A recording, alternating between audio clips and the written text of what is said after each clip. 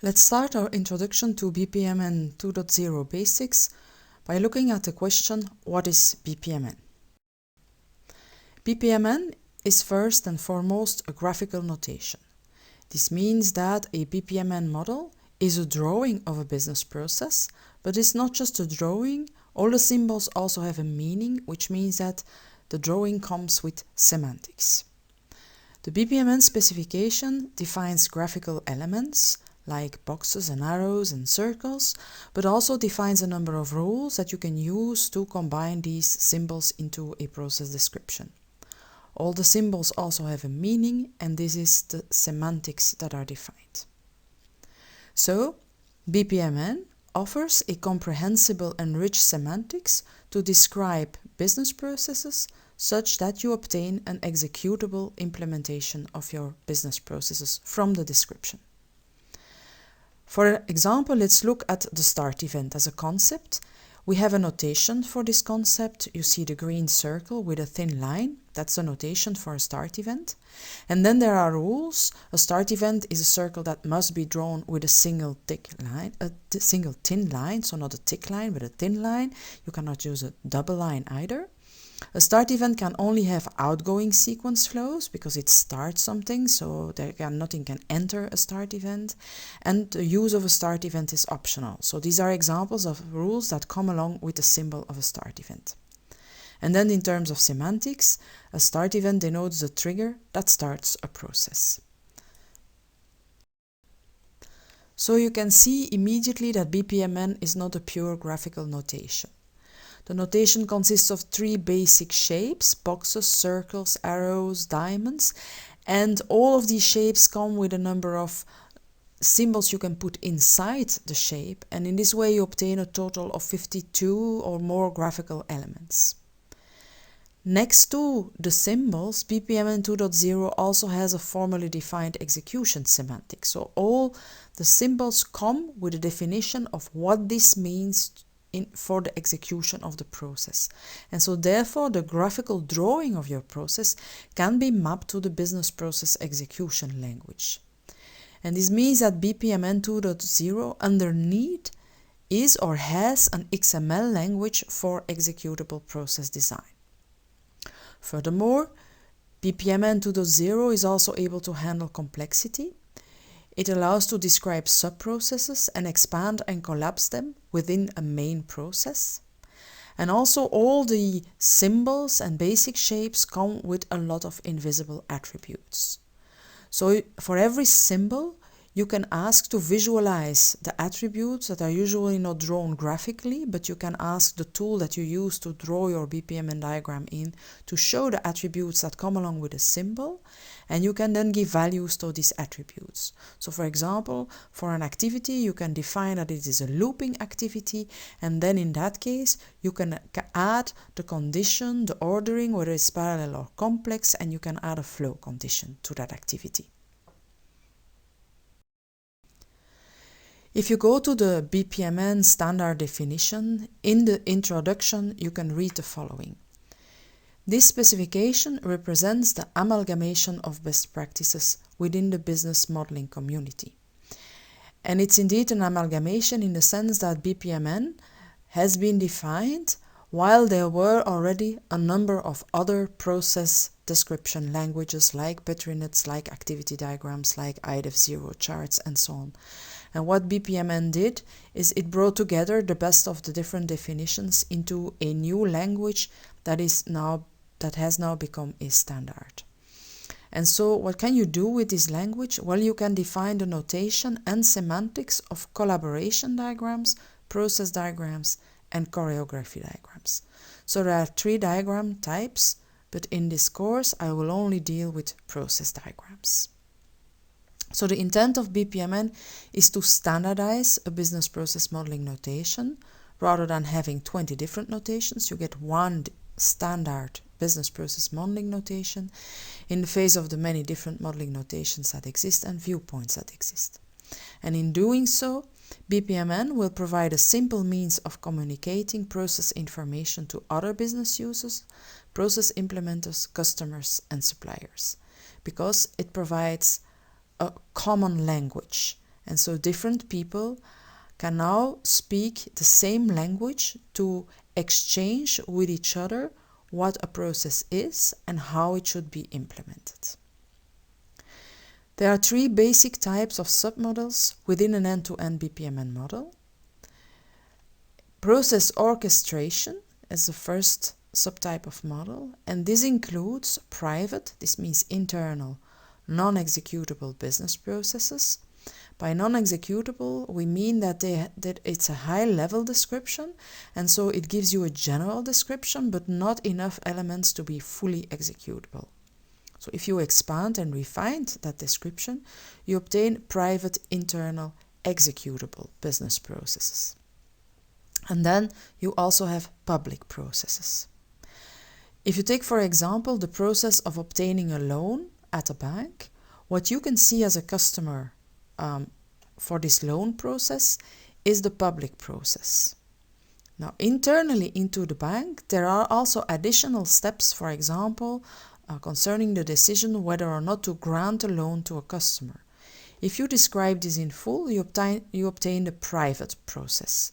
If it's a high-level description, it's going to be the private non-executable business process. If you add all the necessary details and all the data elements needed to execute the business process, then you obtain the private executable business process. So for the same process, you can have 3 types of descriptions. Next to process orchestration, you also have choreographies and collaborations that give a view of conversations.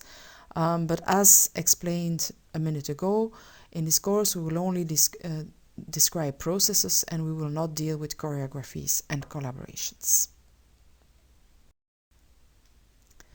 The basic concepts of a process model are, first of all, an event. An event is something that happens during the course of a business process, and it can affect the flow of the process, and it has a trigger, a reason why it occurs, and it can also have a result. It can execute or produce something. And events can start, interrupt, or end the flow. Next to events, we have activities. Activities, that is work that is performed within a business process. It can be atomic or non-atomic. The activity is work that is performed. It can be performed by a human being, but it can also be performed by a computer. These elements are connected with each other by means of sequence flows, and so the sequence flow is used to show the order in which activities will be performed in a process, and also it will connect the events to activities. A message flow is used to show the flow of messages between 2 entities that are prepared to send and receive them. And gateways are modeling elements that are used to control how sequence flows interact as they converge and diverge within a process. So it means that a process can have different paths, and these paths can converge or can diverge. You can have choices that need to be made between different paths, or you can have parallel paths. All this is captured by the means of gateways. And if the flow does not need to be controlled, then a gateway is not needed. So it means you have a single path that just proceeds from start to end.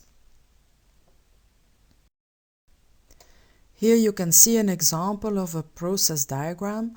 So you see 2 different actors that will participate into the process, an acquisition officer and a researcher. And the process is about acquiring a book for the library by a researcher. You can see that they each have their own process, but that there are communications between the people. That's what you see where you see the messages that are exchanged between the 2 people. You see the activities, these are the blue boxes. You see the start events, the green circles. You can see the end events, the red circles. You can also see the intermediate events, the brown circles.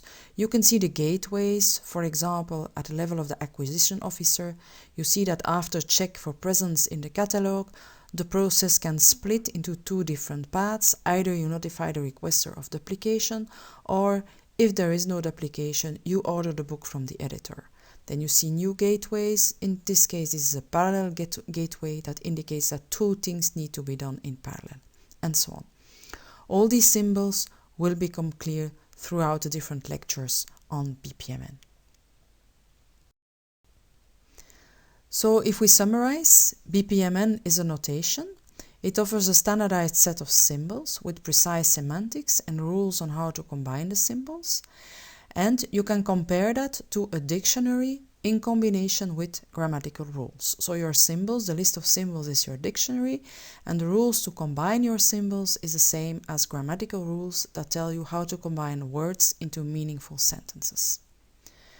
It's not because you can write meaningful sentences that every text you will write becomes understandable, legible, and says what it needs to say. So next to the dictionary and the grammatical rules, you also need a method of how to compose a good process model. So you need a set of how-to guidelines. How do you start process modeling? When is a model good enough? And so on. You can compare that, if you compare it with text writing again, to guidelines on how to write a master's thesis. But then also sometimes you have alternative ways of modeling a thing. You can say the same thing in 2 or 3 different ways. And this is a matter of style. So next to the method and the notation, process modeling also needs a style. And style is the art of modeling. It's the combination of best practices, experiences, and consistent application of some principles. So when you have 2 or 3 different alternative models that represent the same thing, probably there's one of these models that is a better representation than the other ones. And these are these best practices that arise out of scientific research and experiences. You can compare that again to style guides for academic writing. What is a good way of writing an academic text? You will find a lot of these advices on style and method in a book written by Bruce Silver. It's called BPMN Method and Style.